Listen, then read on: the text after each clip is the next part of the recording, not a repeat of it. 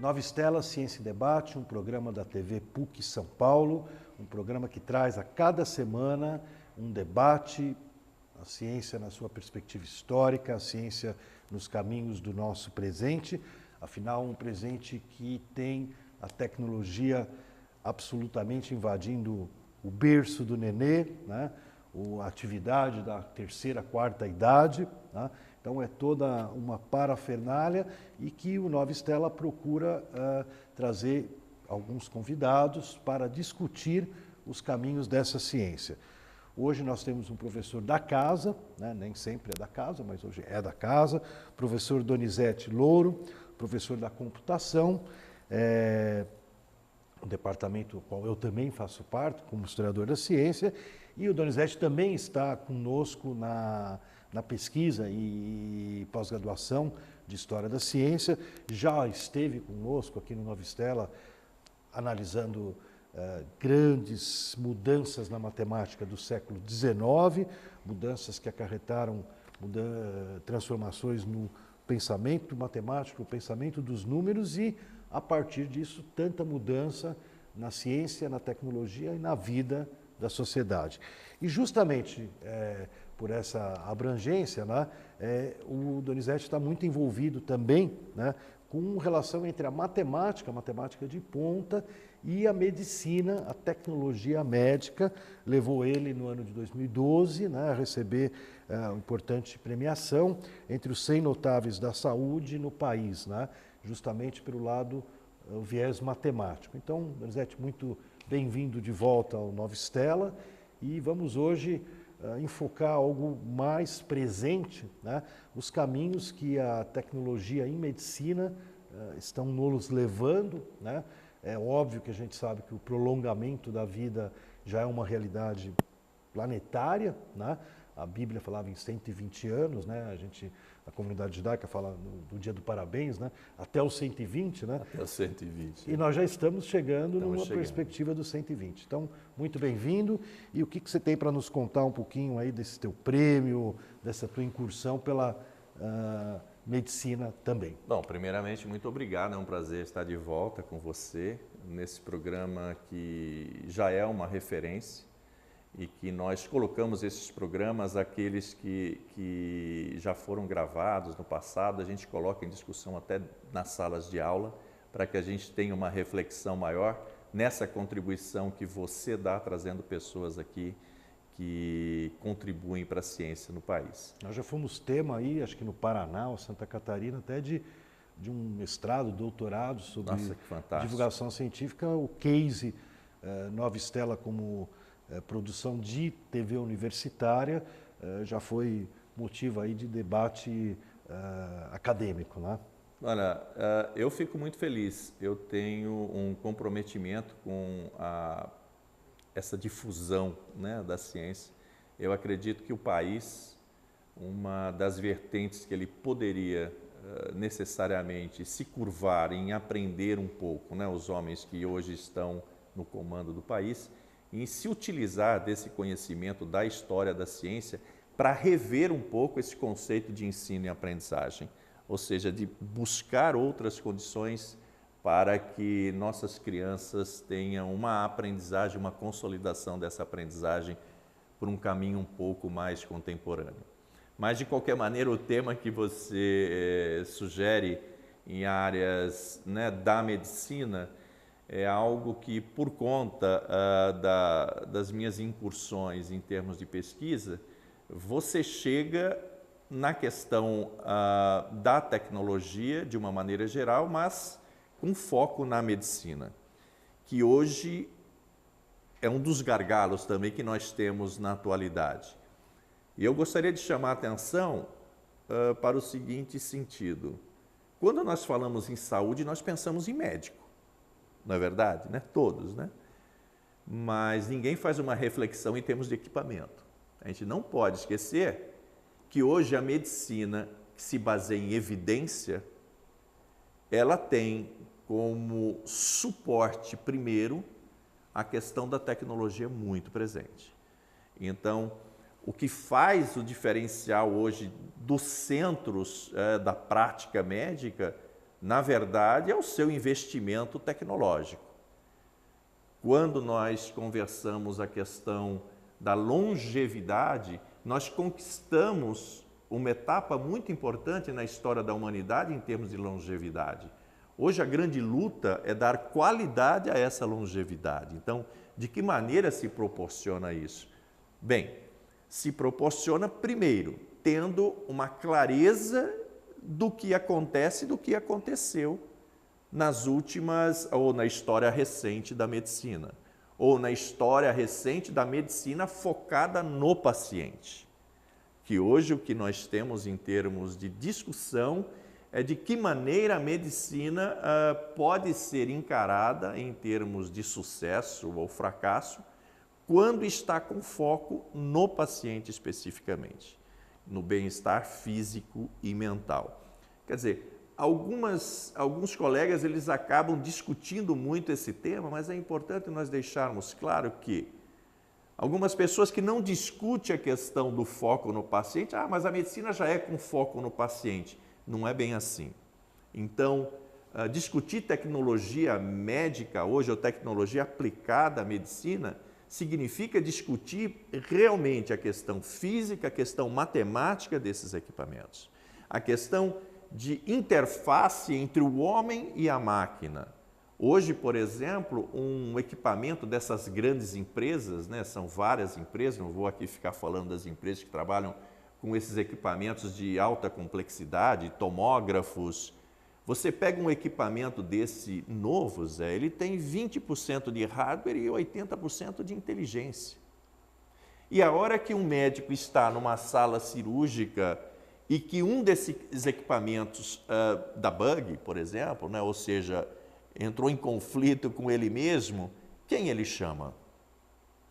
Essa é a discussão que nós temos hoje em todos os congressos na área de engenharia biomédica, principalmente, que a PUC tem um belíssimo curso na área de engenharia biomédica, e que os congressos da feira hospitalar, essa coisa toda, entre outras, que se discute o seguinte, quem é que vai dar esse suporte para o médico? O médico está no campo dele fazendo a cirurgia. E deu um problema aqui de back, que são esses equipamentos. Vamos chamar o pessoal da TI. O pessoal da TI sobe e fala, não, isso é problema do engenheiro. Aí o engenheiro sobe e fala, não, mas essa máquina é sofisticada, tem sistema embarcado, quem resolve é o cara da TI. E o médico continua no campo dele de cirúrgico e ninguém resolve atrás dele. E o paciente, coitado... E o paciente ali... Já foi. Você está entendendo? Então, essas discussões são muito inflamadas hoje nos encontros científicos. Mas por que são tão inflamadas? Porque, na verdade, a velocidade com que a tecnologia chegou no usuário, ela deixa todos atônitos. É importante utilizar a tecnologia, mas é importante também refletir até que ponto ela pode ser utilizada. Ou, se eu estou desenvolvendo um equipamento de última geração, de alta complexidade, quais são os comandos que eu tenho nesse equipamento que faz sentido para a percepção médica? Ou seja, o profissional da medicina, ele já tem um escopo de responsabilidade enorme. Se você quiser delegar a ele mais responsabilidade em termos de equipamentos ou de dominar essa tecnologia, eu acho que está havendo aí um pouco de intransigência, porque nós temos que falar em equipe. A palavra mágica é equipe. Nós não conseguiremos resolver os problemas sem equipe. Então, por exemplo, você sabia que uma pessoa que faz um exame clínico e de análises com grandes equipamentos para a área de câncer, quando é identificado esse câncer, tem todo um trabalho de mapeamento ao redor, de entorno do câncer, para saber quanto de carga aquela pessoa pode tomar, ou seja, de radiação. Isso é feito na mão, por físicos. A rapaziada que trabalha com física da imagem, geralmente nos cursos de engenharia, principalmente no curso de engenharia biomédica, é essa pessoa que vai fazer esse cálculo para saber qual é o campo, né? qual é o entorno que você tem como margem para poder fazer uma aplicação de radiação. Então, A tecnologia avança tanto por um lado, e a hora que você chega nas instituições, você pega um físico ali paradinho, fazendo na mão, ele tem alguns softwares que guia ele, mas se ele não for bom lá em equação diferencial também, ele não consegue chegar. Então, o que está por trás da saúde é aí que eu estou atuando hoje. Então, por exemplo, a parte de analytics, nós não temos uma análise de dados no país e o governo abre licitações para ver se há empresas que possam desenvolver esse trabalho. Então, uma das primeiras coisas que no departamento nós falamos, né, que você tem que deixar muito claro o que é informação, o que é dado, o que é conhecimento. Porque você chega na Secretaria de Saúde e você tem um monte de coisas lá. E às vezes está na cabeça de uma pessoa. Você chega no hospital, por exemplo, você pergunta para várias pessoas, ninguém sabe. Tem uma enfermeira que está lá há 30 anos, ela sabe tudo. Mas não está nada registrado. Nós não temos análise de nada. Muitas das tomadas de decisão feitas no país, elas são feitas em cima desses analytics, que são análises de dados, inteligência de dados, que são dados trazidos de outros países. Quer dizer, isso não faz o menor sentido. Então, nós somos chamados para algumas consultorias para enxergar esse fenômeno de maneira matemática. Isso por um lado, na área de análise de dados, de inteligência de dados. Por outro lado, você tem inteligência artificial sendo o foco desses grandes equipamentos, do desenvolvimento desses grandes equipamentos. E isso seria o que? O software que controla esses equipamentos? Que estão contribuindo dentro do equipamento, né? Porque esses softwares eles são embarcados na máquina que já tem a sua engenharia, ou seja, a sua máquina de hardware, quer dizer, aquela composição de hardware que faz com que a máquina tenha a sua arquitetura, você tem que colocar conhecimento, ou melhor, você tem que colocar um sistema que gere ou que faça a interpretação daqueles dados pelos quais já foram a priori desenhados para poder tomar decisões. Ou seja, a máquina em si não faz nada sozinha e ela não consegue fazer nada que não seja pensado pelo homem. Então, se nós vamos desenhar, fazer uma arquitetura de um sistema para que aquela máquina tome algumas decisões, esses sistemas com toda tranquilidade vão passar pelas áreas afins. Vão passar pela física, pela matemática, dependendo dos dados que nós vamos estar fazendo aquisição e analisando pela química, pelo conhecimento da biologia, enfim, de todos os outros conhecimentos que são a base de toda a ciência. E isso por quê? Porque as tomadas de decisão, eles vão ter que levar em conta e vão ter que considerar essa massa de dados que nós estamos fazendo aquisição. Agora, como fazer essa aquisição?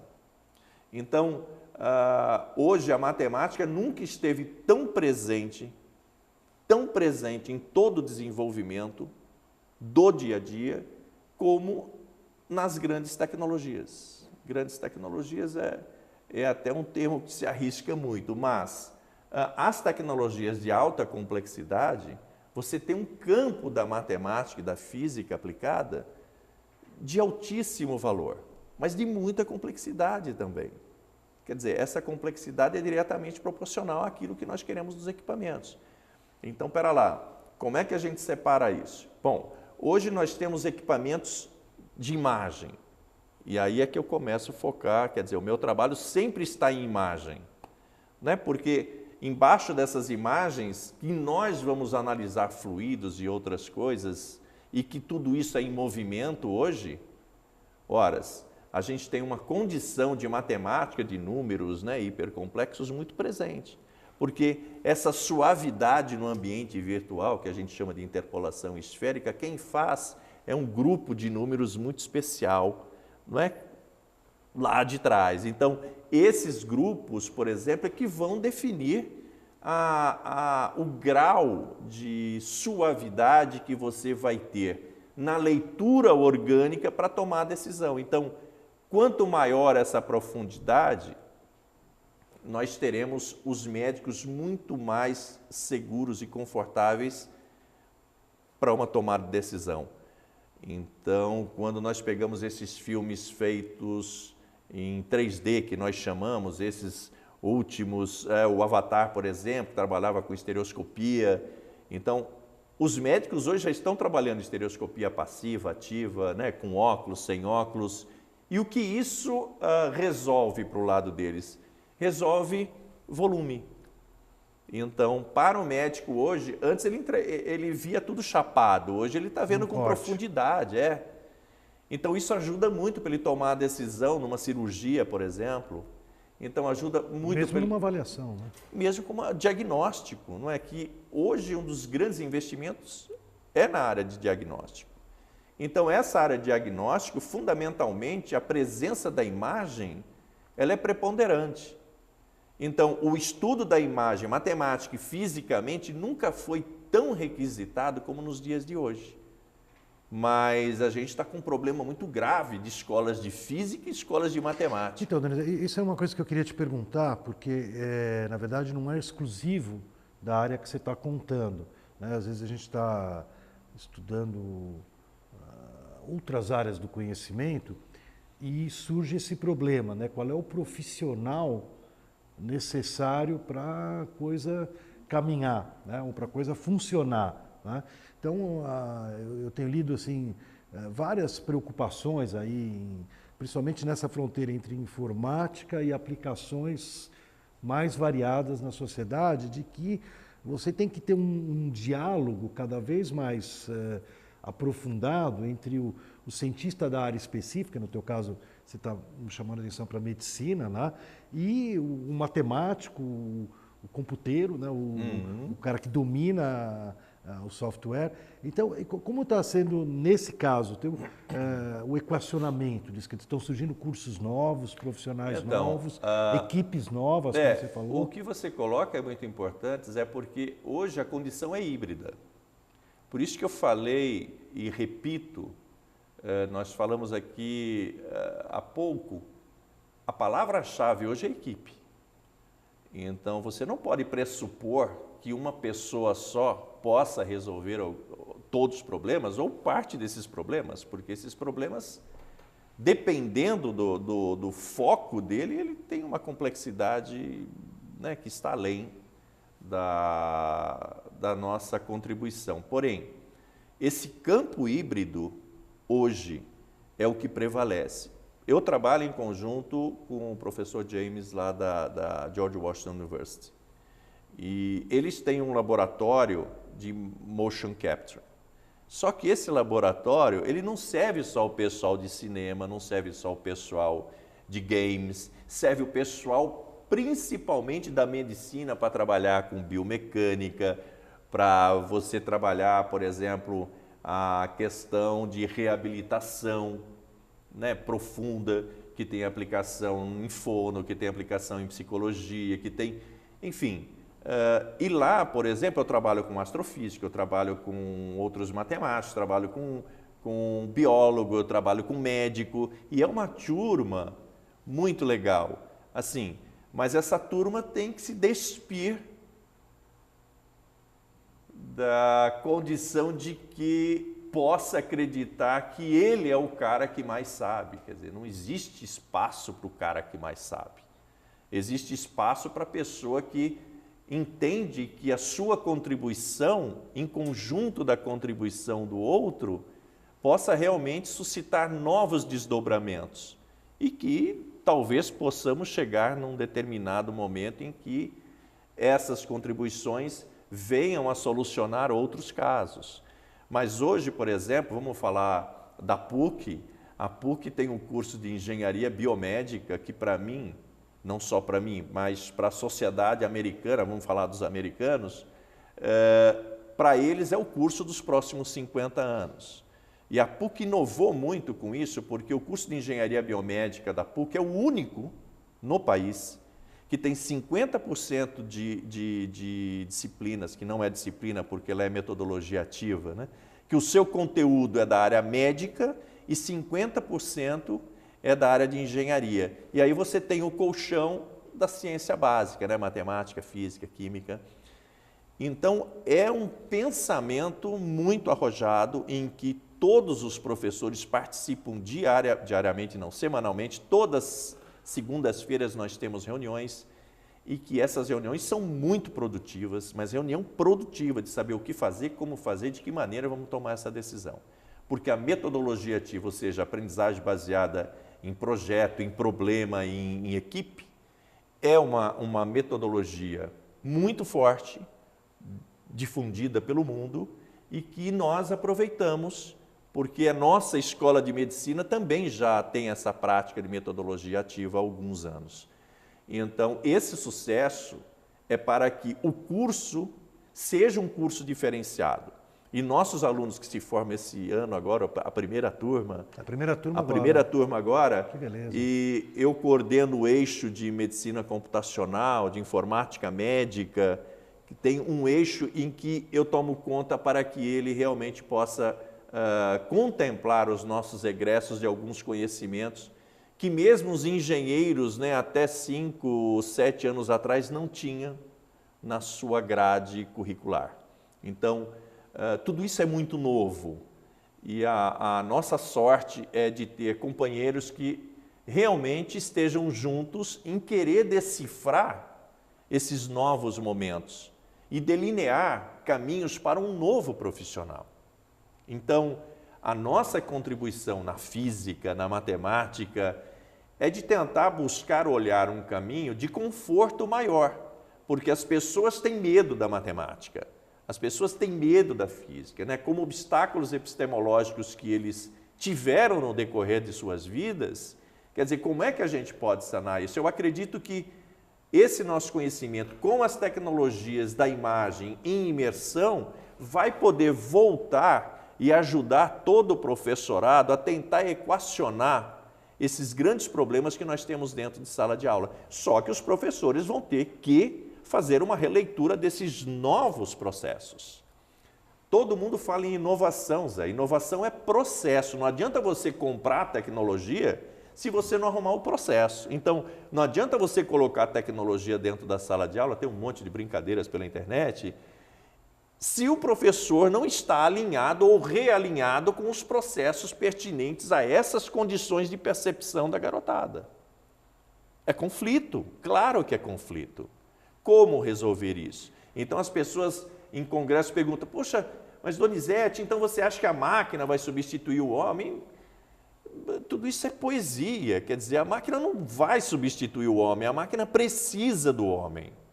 Mas os profissionais têm que entender que para que eles caminhem de maneira confortável na ciência, no ensino, entendendo a aprendizagem, ele tem que se curvar a essa aprendizagem contínua. E um bom caminho é vir para a história da ciência, porque eu acredito que a história da ciência, a filosofia que nós temos no curso de História da Ciência e que permeia a história do ensino e a aprendizagem também, ela é muito rica, porque as pessoas com as quais, até fazendo um elogio a você e toda a turma, é que essa forma híbrida de enxergar esses momentos é que vai ser o diferencial do nosso profissional do futuro. E o médico, hoje, ele precisa de auxílio, porque ele já tem um escopo de responsabilidade dilatado. E mais a questão da tecnologia pela telemedicina ou por outras tecnologias que estão à disposição, ele precisa de pessoas para auxiliá-lo. E eu estou fazendo esse caminho no sentido de ficar entre a engenharia e a medicina e fazendo essa transcodificação desses signos, né, que são verbais, são visuais e às vezes são maquínicos. Então, como é que a gente pode ajudar um médico diretamente? Tentando mostrar para ele que essa interface dele com a máquina pode ser muito agradável e que a gente possa remover um obstáculo e não deixar que esse obstáculo seja epistemológico também na área médica. Eu acho que é uma contribuição e por isso eles me agraciaram com um prêmio por ter essa iniciativa. Por um lado, por análise e inteligência de dados e por outro, na questão de tecnologia da imagem. Como é que nós podemos auxiliar e contribuir com a classe médica para tentar ajudar a nós mesmos, né, a priori, ou seja, uma medicina ou uma tecnologia médica com foco no paciente. Donizete, mais uma vez, quero agradecer a sua super contribuição à Nova Stella. Nosso programa já vai novamente caminhando para o final do tempo. Assim, a televisão, né, faz parte do nosso limite daqui. Eu queria dizer que eu, particularmente, queria ficar muito grato à tua contribuição em todo o programa, mas particularmente esse final, onde você, depois de ter discorrido tanto sobre a intermultidisciplinaridade da fronteira entre medicina, tecnologia, medicina, matemática, medicina física, medicina, biologia, você justamente levantou a bola, né? E que eu fiquei muito satisfeito de que a própria história da ciência, né, principalmente como realizada aqui na pós-graduação da PUC São Paulo, ela, para estudar não um tablet, mas um tablete babilônico, né, ela usa essa abordagem, né, de equipe, né, de antropólogo, arqueólogo, filólogo, filósofo, sociólogo, matemático, de uma equipe, né, assim vem sido feita a história da ciência, né? Então eu acho que você pegou muito o espírito, eu queria agradecer, né? Mas eu não quero me furtar em dizer o seguinte para o telespectador e para todos os colegas que estiverem nos assistindo. A história da ciência da PUC, a sua biblioteca em termos de história da medicina é uma das mais completas do país. Obrigadão. E isso nesse caso, graças ao digital, né? Porque a gente pôde trazer para o Brasil as imagens, né, que estão justamente com todo esse banco de dados de história da medicina e de história de várias outras áreas. Nova Stella Ciência em Debate vai chegando ao final, hoje com segurança de ter trazido um debate muito atual, né, que são os caminhos da medicina, e são caminhos que seguramente vão levar a novos horizontes e que as estrelas lá do passado, como as estrelas no presente, vão iluminar para os nossos caminhos.